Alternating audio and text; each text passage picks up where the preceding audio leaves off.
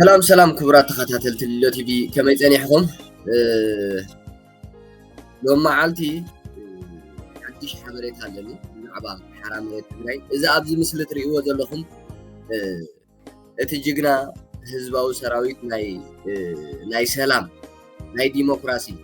ናይ ፍትሒ ዝኾነ ሰራዊት ሓራ መሬት ትግራይ እዚ ኩሉ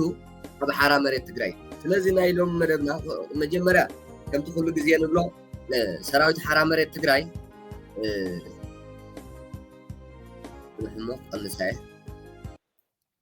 ሰራዊት ሓራ መሬት ትግራይ መዓልታዊ ዝተፈላለዩ ዓቕምታት ኣብ ምእካብ ዝተፈላለዩ ዓቕምታት ኣብ ምድላብ ዝተፈላለዩ ወተሃደራዊ ስልጠናታት ኣብ ምሃብ ዝተፈላለዩ ፖለቲካዊ ስልጠናታት ኣብ ምሃብ ዝተፈላለዩ ስለያዊ ስራሓት ኣብ ምስራሕ እዩ ዝርከብ መዓልታዊ ከዓ ካብተን ንብለን ኣብ ትሕቲ ባህላውያን ጀነራላት ህወሓትን ኣብ ትሕቲ ጨቆንቲ መራሕቲ ህወሓት ነበርን ዝርከቡ ኣባላት TDF ነበሩን መዓልታዊ ናብ ሓራ መሬት ትግራይ ክፅምበር ኢና ንሪኦ ዘለና መዓልታዊ ስለዚ ሓራ መሬት ትግራይ ሎሚ ከምቲ ኩሉ ግዜ ንዛረቦ ስቑኢሉ ካብ ልክዕ ኣቃውምኡ ከምቲ ናይ ኣብ ትሕቲ ባህላውያን ጀነራላት ህወሓት ነበር ዝርከቡ ቁንጥር ዘይኮነ ሎሚ ብግንባራት ደረጃ እዩ ሰፊሑ ዘሎ ኩሉ ግዜ ንዛረበኩም ከምቲ ኩሉ ግዜ ዘቕርበልኩም ሓበሬታ ናብ ግንባር ደረጃ እዩ ዓብይ ዝርከብ ናብ ግንባር ደረጃ ግንባራት በቃ 4-5 ግንባር እንዳ ምክንያቱ ሕሰብዎ እቲ ዝነበረ ሰራዊት ትግራይ ሲ TDF ድሕሪ ፕሪቶሪያ ከባቢ 250,000 ኣብ ኢድ ባህላውያን ጀነራላት ነይሩ ካብዚ 250,000 ዳርጋ 50-60,000 ዝኸውን ነናብ ገዝኡ ጠፊኡ እዩ 20-30,000 ዝኸውን ናብ ስደት ተሰዲድ እዩ እቲ ዝተረፈ ብምልኡ ኣብ ሓራ መሬት ትግራይ ተኣኻኺቡ ይርከብ ውሑዳት ከዓ ካብ 10 ክሳብ 12,000 ዝኾኑ ከዓ ኣብ ትሕቲ ባህላውያን ጀነራላት ይርከቡ ካልእ ኩሉ ኣብ ሰራዊት ኣብ ሓራ መሬት ትግራይ እዩ ዝርከብ ስለዚ ሓራ መሬት ትግራይ ስቑኢልካ ብሽም ከምቲ ባህላውያን ጀነራላት ዝገልፅዎ ብኖርማል ሽም ዝለዓል ኣይኮነን ኣብ ሓራ መሬት ትግራይ ጀነራላት ኣለዉ ክኢላታት ኩናት ኣለዉ መራሕቲ ኩናት መሃንድሳት ኣለዉ ኣማኸርቲ ኣለዉ ነቲ ሓራ መሬት ሙሉእ ድጋፍ ዝገብሩሉ ኣካላት ኣለውዎ ናይ ዲፕሎማሲ ስራሓት ዝሰርሑ ምስ ከባቢ ብዓብዩ ምስ ክልላት ኢትዮጵያ ምስ መንግስቲ ኢትዮጵያ እውን ስለዚ እኹል ዝብሃል ትሩፍን ዝተፈላለየ ሓገዝ ይረኽቡ ካብ ህዝቦም ቅድሚ ትማሊ ሲኢንያ እምበር ዝኾነ ሓበሬታ ሪአ ነይረ ካብ ህዝቢ መዓልታዊ ድጋፍ ኣለዎ ሰራዊት ሓራ መሬት ትግራይ ህዝቢ ትግራይ ኣብ ነፍሲ ወከፍ ቤት ናይ ህዝቢ ትግራይ በፂሑ እዩ ዕላማን መቃለስን ናይ ሰራዊት ሓራ መሬት ትግራይ ኣብ ነፍሲ ወከፍ ቤት ስለዚ ሰራዊት ሓራ መሬት ትግራይ ኣብዚ ግዜ እዚ እትረፍ ነዛ ጨቋኒት ውድብ ዝነበረት ህወሓት ንሽፍታ ሻዕብያ እውን ንሳሕል ገፁ ከባርር ዝኽእል ሓይሊ መስሪቱ ይርከብ ሓራ መሬት ትግራይ ምንም ከዓግቶ ዝኽእል ዝኾነ ናይ ምድሪ ፍጡር የለን ኣብቲ ከባቢ ናይ ምድሪ ፍጡር ንዕኡ ከዓግት ዝኽእል ሓይሊ የለን እዚ ንትምካሕቲ ይኮነን ይምካሕ ኣይኮንኩም ዘለኹ ወይ ከዓ ይምካሓሎም ኣይኮንኩም ዘለኹ ሓይሎም ኣዝዩ ኣብ ዝለዓለ ደረጃ በፂሑ ይርከብ ኣብ ሓራ መሬት ትግራይ ኩሉ ኣለኹም ዝበልኩኹም ደቂ ኣንስትዮ ኣለዋ ኣብ ኣርምታት ዝነበራ ግደፎ ካብ ሲቪል ናብ ሓራ መሬት ትግራይ ዝተፀምበረ ኣይኮንኩን ኣነ ዝብል ዘለኹ ካብ ሲቪል ካብ ዝተፈላለዩ ዩኒቨርሲቲ ካብ ስራሕ ዓለም ስቑኢሉ ናብ ገዝኡ ዝነበረ ተማሃራይ እዚ ከይሓወስኩ እየ ዝዛረብ ዘለኹ ኣነ ኣብ ትሕቲ ሓራ መሬት ትግራይ እኹልን ትሩፍን ካብ ኩሉ ዓቕምታት ካብ ኩሉ ሕብረተሰብ ካብ ኩሉ ናይ ስራሕ ቦታታት ካብ ኩሉ ካብ ውትድርና ካብ ሲቪል ካብ ትምህርቲ ካብ ስራሕ ዓለም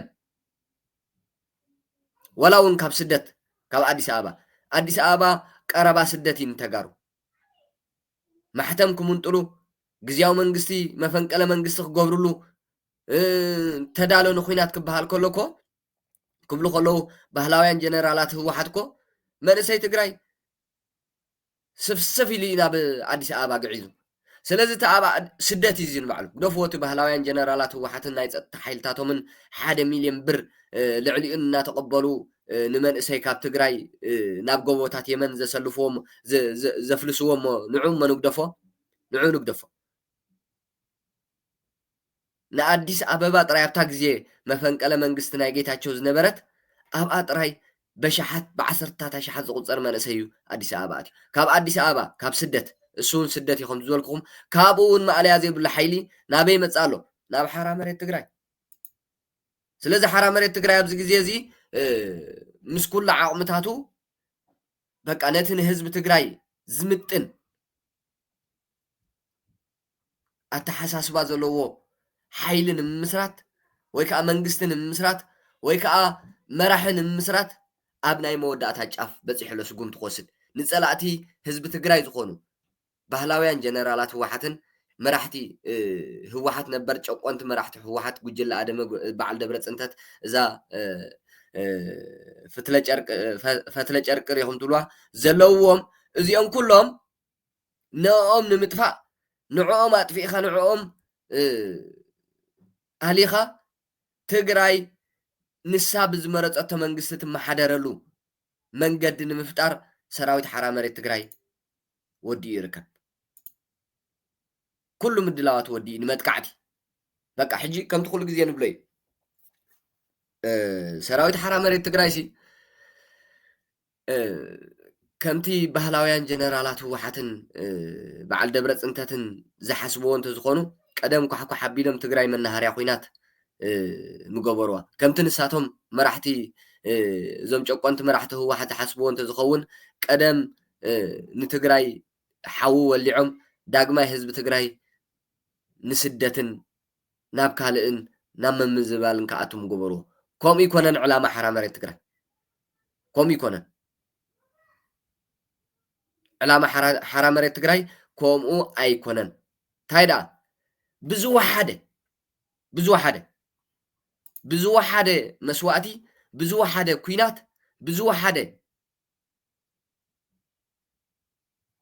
ናይ ኩናት ስልቲ ብዝበለፀ እዞም መራሕቲ እዚኦም ተሓኒቖም ኣብ ትሕቲ ሕጊ ዝቐርብሉ እዞም መራሕቲ እዚኦም ካብ ገፅ መሬት ትግራይ ዝጠፍእሉ እዩ መፅናዕትታት ከካይድ ፀኒሑ እምበር ኩናት ምውላዕ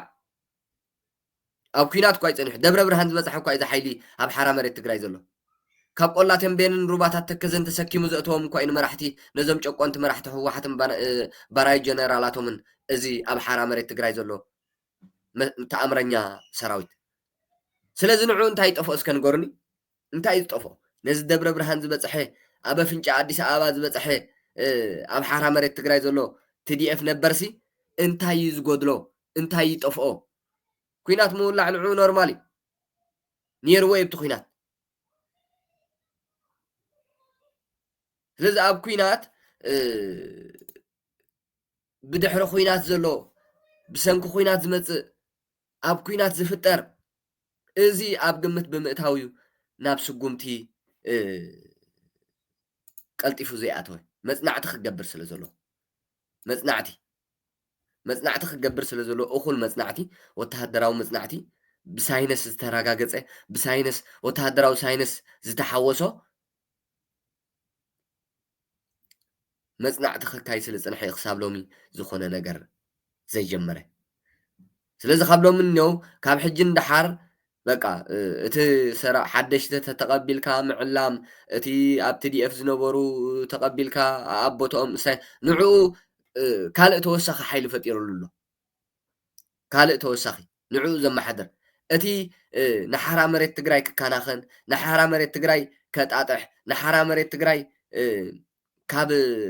ጉጅለታት ናብ ኣርምታትን ኮራትን ናብ ግንባራት ናብ ሰፋሕቲ ግንባራት ከሰፍሕ ዝፀንሐ ሕጂ ናብ መጥቃዕቲ ክሰጋገር ወዲ ኣብ ሓራ መሬት ትግራይ እንታይ ዘይውረ በዞም ጨቆንቲ እዚኦም እንታይ ዘይበሃል በዞም ጨቆ ክንድምስሶም ኢና ክነጥፍኦም ኢና ተባኢሶም ንሓድሕዶም ተቃቲሎም ተኣሲሮም ተሰዲዶም ካብ ሓራ መሬት ትግራይ ክሃድሙ ዝተረኽቡ ተቐቲሎም ጀነራል ወዲ አንጥሩ ዶ ገለ መለዶ ወዲ ራያ ዶ ገለ ሸዊት ቢቶ እዚ እንዳተባህለ ዘይበሃል የለን ጌታቸው ጻድቃን ፕሮፌሰር ክንደያ ገብረ ህይወት ገለ እንዳበሉ ዘይብልዎ የብሉም አብይ አሕመድ ብልጽግና ንሓራ መሬት ትግራይ ዘይስሙ ኣብ ምሃብ ለይትን መዓልትን ጨቋኒት ህወሓት ኣብ ምስራሓ ትርከብ ስለዚ ኣብዚ ለንቅነ ጥራይ ገሊፀልኩም እየ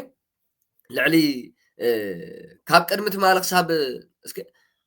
ሎሚ ሰንበት እንድዩ ሎሚ ሰንበት በዛ ኣነ ዘለኹ ሜይቢ ምሸት ሰንበት ኮይኑ ክኸውን ይኽእል እዩ በኣኹም በቲ ካልእ ቦታታት ክፍለ ዓለም ሕጂ ክሳብ ቀዳም ዝነበረ ካብ ረቡዕ እንተዘይተጋጊ ከባቢ 213 ዝኣተውሎ ክሳብ ሓሙስ ዲ ገለመለ 320 ዝኣተውሎ ሎሚ ንግሆ እኳ ሎሚ ንግሆ ካብ ክፍለ ሰራዊት መዛ መፅያት ንዘላ ሓበሬታ ክርያየ ካብ ክፍለ ሰራዊት 20 ካብዛ ኣርሚ 20 ካብ ኣርሚ ሕሞሞ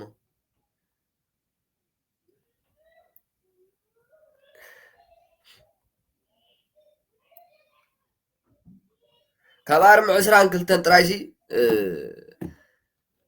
ብርክት ዝበሉ ናብ ሓራ መሬት ትግራይ ኣትዮም ኣለዉ ሕጂ ናብ ሓራ መሬት ትግራይ ዝኣተው ሓይሊ ኣሎ ካብ ኣርሚ 22 ስለዚ ንዕኡ ወሰንቲ ሰባት እዮም ካቶም ኣትዮም ዘለዉ ብፍላይ ካብ ረቡዕ ክሳብ ሎሚ ናብ ሓራ መሬት ትግራይ ዝኣቱ ዘሎ ሓይሊ ወሳኒ እዩ ኣብ መሪሕነት ኣብ ዝተፈላለዩ ናይ ጽገና ኣጽዋር ኣብ ወተሃደራዊ ሃንደሳታትን ፖለቲካን ኣብ ኩሉ ኣብ ናይ ጸጥታ ኣካል ኣብ በቃ እቲ ዝሓየለን ዝበለፀን ኣገዳሲ ንሓራ መሬት ትግራይ ዝኾነ እዩ ሕጂ ናብ ሓራ መሬት ትግራይ ዝኣቱ ዘሎ ንዕኡ ሰሚዖም በቃ ዓወት ህንቆትኖም ኢና ክነጥፍዎም ኢና መጥቃዕቲ ክንጅምርና ልዕሊ ሓራ መሬት ትግራይ ዘይበሃል ነገር የለን ስለዚ ሓራ መሬት ትግራይ ኣብ ፅቡቅ ኩነታት እዩ ዝርከብ ክሳብ ሎም መዓንቲ ማዕልያ ዘይብሉ ቁፅሪ ናብ ሓራ መሬት ትግራይ እንዳተፀንበረ እዩ ንዕኡ ሰሚዖም ንዕኡ ሪኦም ንዕኡ ካብ ውሽጦም ከዓ ባዕሉ እቲ ኣብ ትሕቲኦም ዝነበረ TDF ነበር ገገዲፎም መምስዕጥቁ ናብ ሓራ መሬት ትግራይ ይኸይድ ምስ ምህላው ናይ ዓቕሊ ፅበት ባህላውያን ጀነራላት ህወሓት በቶም ዕሱባትን ዓቕሚ ዘይብሎምን ናይ ኣርሚ መራሕታትን ኮራትን ቦም ኣቢሉ መጠንቀቕቲ ኣውፅኡ ኣሎ እዚኣ ንስማዕ ለክዒ ስዋኣትና ዘየኽብር سواتنا استسول علامات زي يخبر مال ساعد صلحوا خام بحدش أما ودعنا بسخانة يكون ملكعي سواتنا زي يخبر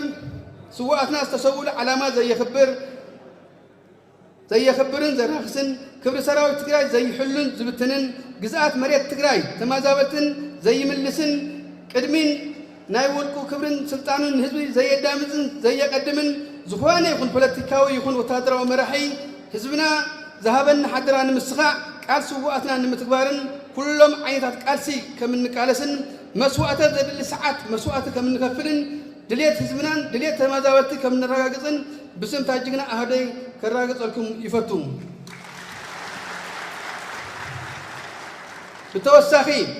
بتوسخي سراو تግራይ ኣብዚኣ ሕጂ ስምዑ ደቂ ዓበይቲ ሓደ እዚ ናይታ ኣርሚ 22 ትበሃል ብብዝሒ ሰራዊታ ናብ ሓራ መሬት ትግራይ ተሰሊፎም ዘለዉ ናታ ጽንሑሞ እሞ ታስተሰደደትኒ ሓበሬታ ኸርያየ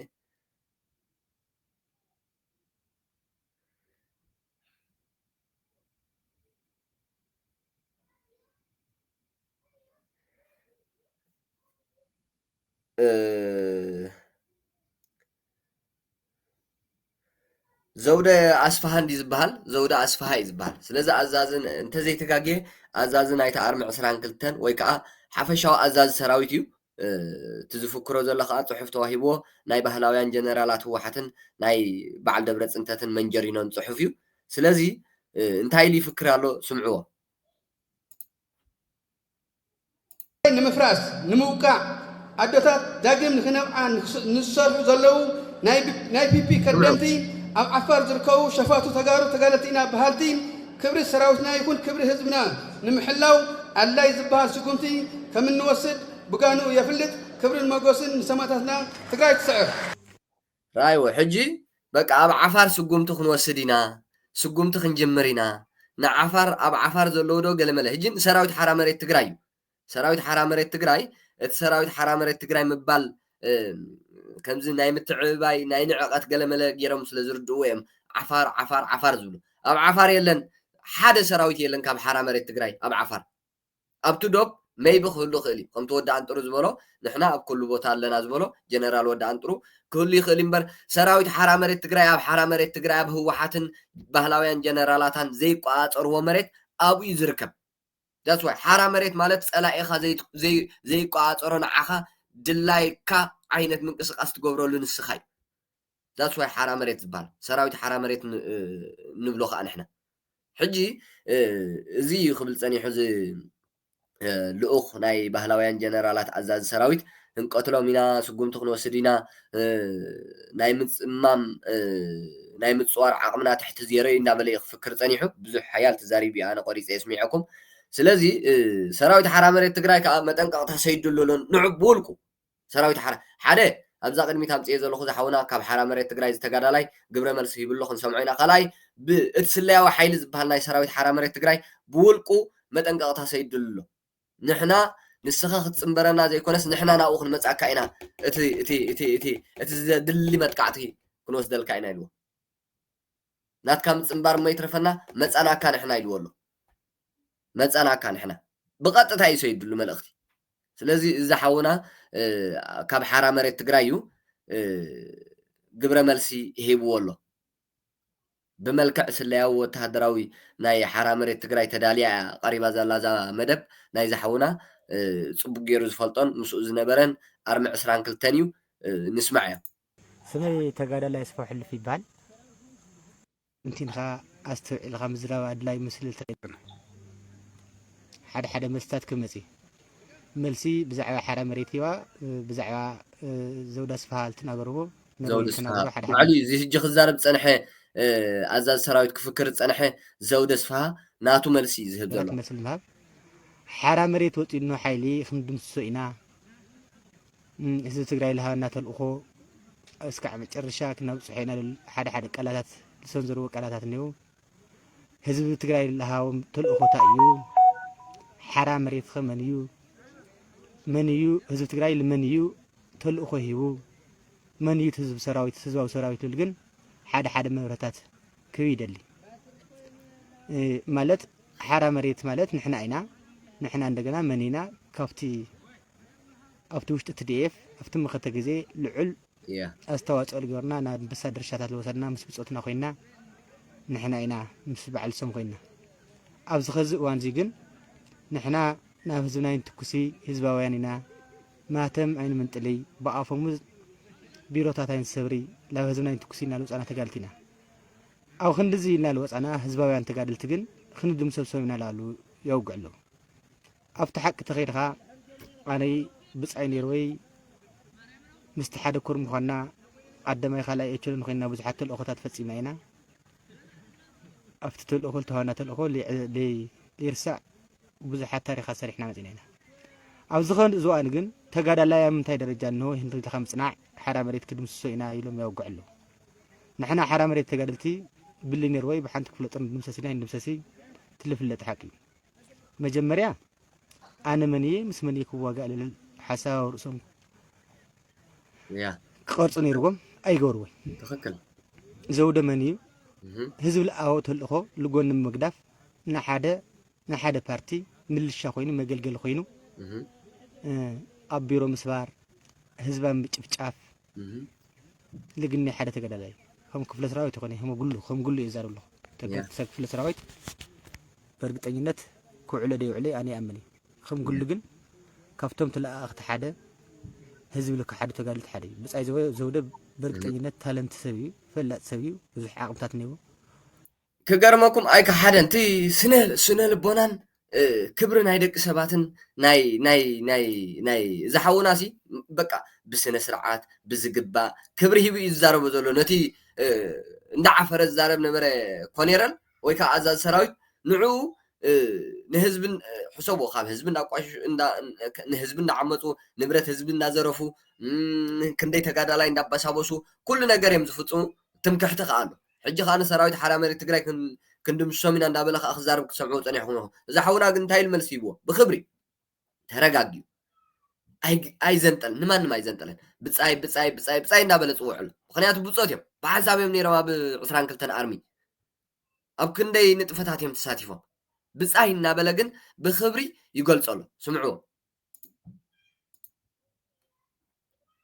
ብተራ ጥቕምታት ትደልሉ ግን ህዝቡ ክክዕድ ኣይመስለን ነይሩ ህዝቡ ክዕድ ግን ላብ ህዝቢ ኣይተኩስ ኢሉ ዝብለ ሰራዊት ግን ክንድምስስ ኢላብሉ ብዙሓት ዘረባታት ይዘረብሉ መጀመርያ ጠጠው ኢልካ ምሕሳብ የድሊ መን ልመን ይክድምስስ ንሕና በእርግጠኝነት ላብ ህዝብና ኣይንትኩስ ኢልና ዝወፃና ተጋልቲ ኢና ያ በቃ ናብ ህዝብና ኣይንትኩስን ኢልና ዝወፃና ተጋደልቲ ኢና ካብዚኣ ተዓቢ ነጥቢ የለን በቃ ካብቲ ሓራ መሬት ትግራይ ሲ ናብ ህዝብና ጥይት ኣይንትኩስን ስለዚ ንሕና ፀላእቲ ህዝቢ ትግራይ ኣይኮናን ህዝቢ ትግራይ ክነድሕንና ወፂና ከምቲ ንስኹም ዝተፈላለየ ኣጀንዳ እንዳፈጠርኩም ዕሱባት እዮም ናይ ፒፒ እዮም ናይ ገለመለ ከምኡ ክብል ፀኒሑ እቲ ኣዛዚ ሰራዊት ናይ ፒፒ ልኡኻት ኣብ ዓፋር ዘለዉ እዩ ክብል ፀኒሑ ልኡኻት ኣይኮኑን ግን ናይ ህዝቢ ትግራይ ልኡኻት እዮም ስለዚ ሓራ መሬት ትግራይ ኣብ ፅቡቅ እዩ ዝርከብ ከምዚ ዝሰማዕኩም መዛሓውና እውን ዋላ እውን ተዓንተ ቦክትሪቦ ፅናሕኩም ኣብ ሰሙን እዚ ከዓ ክሳብ ሎም መዓልቲ በሻሓት ዝቁፀሩ በብ ሰዓቱ በቃ 10 20 ገለመለ 50 እንዳኾኑ ኣብ መዓልቲ ሕሰብዎ ማዕለያ ዘይብሉ ቁፅሪ ናብ ሓራ መሬት ትግራይ ይውሕዝ ኣሎ ስለዚ ናይ ሎም መዓልቲ መደበይ እዚኣ ትመስል ክቡራት ተኸታተልቲ ሉለ ቲቪ ሓራ መሬት ትግራይ ይዕወት ሰራዊት ሓራ መሬት ትግራይ ይዕወት ህዝቢ ትግራይ ሰላም ክረክብ እዩ ሰላም ንህዝቢ ትግራይ ኣብ ናይ ድሓር መደብና ክሳብ ንራኸብ ሰላም